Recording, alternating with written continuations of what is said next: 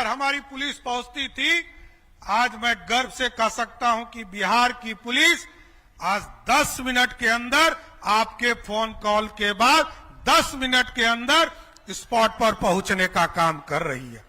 इसलिए साथियों, ये सुरक्षित बिहार और सुरक्षा के साथ साथ समृद्ध बिहार बनाने का काम आगे बढ़ाया जा रहा। महिलाओं की सुरक्षा को सर्वोच्च प्राथमिकता देते हुए सुरक्षित सफर सुविधा योजना का प्रारंभ करने वाला बिहार देश में तीसरा राज्य बन चुका है। साथियों, राज्य के सभी थानों क्षेत्रों में अभिया ब्रिगेड का गठन किया गया है और अब तक 855 महिला थानाओं में महिला हेल्प डेस्क स्थापित करने का काम किया गया, जो 24 घंटा हमारी महिला बहनों को सुरक्षा देने के लिए खड़ी रहती हैं।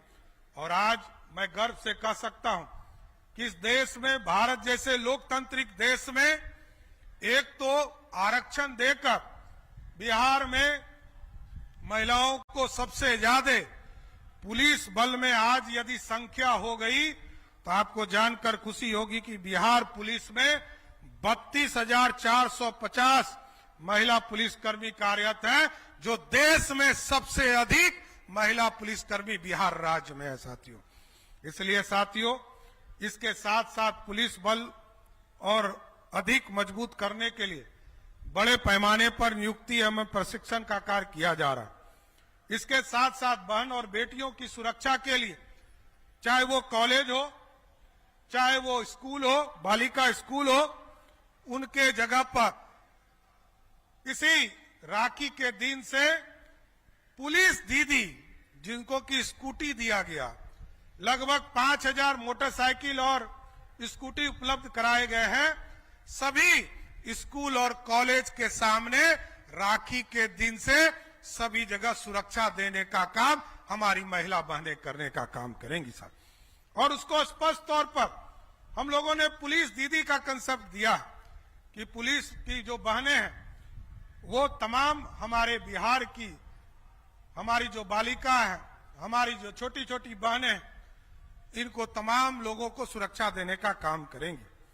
हमें गर्व है इस बिहार को। हम लोगों ने देखा, जब मैं पहली बार सदन में आया साथियों, आज से 27 साल पहले मैंने देखा था कि बिहार जैसे राज्य का बजट मात्र 6,000 करोड़ रुपया था, और 6,000 करोड़ रुपया में से जो झारखंड की स्थिति थी, टाटा यहीं था, बोकारो यहीं था, माइंस यहीं था, लेकिन रॉयल्टी के नाम पर हमें जो 4,000 करोड़ रुपया मिलता था और 87% टैक्स झारखंड से आते थे।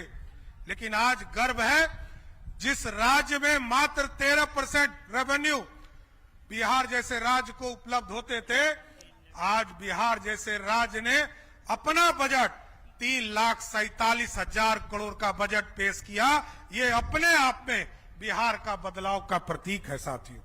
और आज 26-27 में बताना चाहता हूं कि जीएसटी जब से आया, जीएसटी के संग्रह कार्यक्रम में आपको इस साल लगभग 16.75% से अधिक वृद्धि करने का काम बिहार के लोगों ने किया, क्योंकि बिहार आबादी वाला देश है, डेंसेस्ट पॉपुलेशन वाला राज्य है। हमसे आगे बांग्लादेश निकल चुका है, पीछे छूट चुका है, हमसे पीछे इंडोनेशिया छूट चुका, लेकिन हम डेंसेस्ट पॉपुलेशन में बिहार आगे हैं। इसलिए आज आबादी का लाभ हमको मिल रहा। और जीएसटी में जब आदरणीय प्रधानमंत्री नरेंद्र मोदी जी ने 2016 में जीएसटी लाया साथियों, आज बिहार जैसे राज्य को भी इतनी बड़ी आबादी को एक टैक्स के तौर पर, क्योंकि पहले आप यदि कोई बिस्किट खरीदते थे तो आपको टैक्स आपको नहीं मिलता था, जो राज्य उस बिस्किट को बनाता था उस राज्य को चला जाता था, जो यदि मोटर पार्ट खरीदते थे उस राज्य को चला जाता था। लेकिन जीएसटी आने के बाद अब इसका पूरा लाभ बिहार जैसे राज्य को मिल रहा है। जहां हम मुहताज थे कि हमको 6,000 करोड़ का बजट है, आज बिहार का अपना संसाधन लगभग 70,000 करोड़ से अधिक हो गया साथियों। इसलिए ये ऐतिहासिक समय है साथ। और अब हमारा लक्ष्य है बिहार में शिक्षा की गुणवत्ता को सुधारना, बिहार में उद्योग को आगे बढ़ाना और बिहार में खेल को आगे बढ़ाना, और इसके साथ साथ दुनिया में जो आईटी का सेक्टर है इसको आगे बढ़ाना, स्वास्थ्य की चिंता करना। मैं जरूर आपको बताना चाहता हूं कि आज ऐतिहासिक दिन है और हम लोगों ने संकल्प लिया है कि बिहार में अगले नवंबर तक लगभग 5 लाख करोड़ का इन्वेस्टमेंट इस बिहार में, क्योंकि हमारा बजट 3,47,000 करोड़ का है, लेकिन इसके बावजूद 5 लाख करोड़ का प्राइवेट इन्वेस्टमेंट इस बिहार की धरती पर लाने का काम किया जाएगा। क्योंकि साथियों, कई पॉलिसीज हमको बनाने थे। उद्योग पॉलिसी को हम लोगों ने एक्सटेंशन किया। 2025 में जो औद्योगिक प्रोत्साहन पैकेज लाया था उसको आगे बढ़ाने का काम 31 दिसंबर तक किया। हम लोगों ने सेमीकंडक्टर के लिए पॉलिसी बनाया, जेसीसी के ऊपर पॉलिसी बनाया, क्योंकि हम दुनिया में हमारे लोग बाहर जाते हैं और लोग आईटी सेक्टर में काम करते हैं, सेमीकंडक्टर में काम करते हैं, उद्योग के सेक्टर में काम कर सकते हैं। तो हमने कहा है कि बिहार के लोगों के लिए सबसे उचित समय है, सब लोग बिहार वापस आइए, क्योंकि कर्म भूमि, जहां पर भी अच्छे काम आप कर रहे हैं वहां आप करते रहिए, लेकिन बिहार आपका जन्मभूमि है। कर्म भूमि से लौटकर बिहार के जन्मभूमि को संवारने का काम कीजिए। इसलिए उद्योग तभी बढ़ेगा जब हमारे लोग हमारे बीच में काम करना शुरू करेंगे। इसलिए साथियों, हम लोगों ने लगभग 100 से अधिक औद्योगिक क्षेत्र का विकास किया है।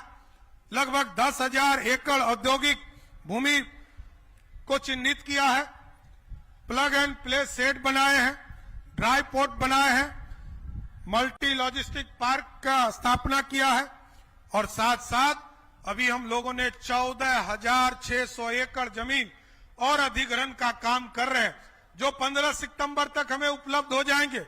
इसलिए उद्योग के लिए जहां भी जो भी उद्योगपति जमीन चाहेंगे और जो बिहार के उद्योग लगाने वाले लोग होंगे उनको जरूर स्पष्ट कर देना चाहते हैं, जो बिहार में जो प्रोडक्ट उत्पादन किए जाएंगे उसको कम से कम बिहार सरकार 30% इसी धरती के सामान को खरीदने का काम हम लोग जरूर करने का काम करेंगे साथ, क्योंकि हम बिहार के उत्पाद को बाहर ले जा रहे हैं। आप देखते हैं मखाना जैसा चीज पूरे दुनिया का सुपर फूड बन चुका है,